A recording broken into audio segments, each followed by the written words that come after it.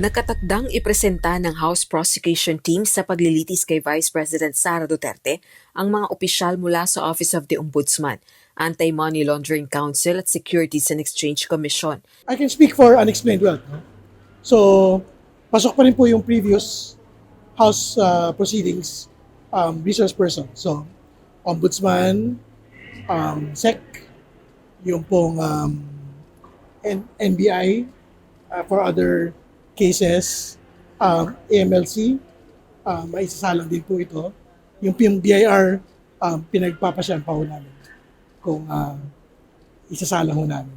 Samantala, bukod sa private prosecutors, kailangan din ng House prosecutors ng tulong ng financial experts. We're also getting volunteer, aside from the lawyers, yung mga financial experts, no? And accountants, auditors, no? To look into the documents.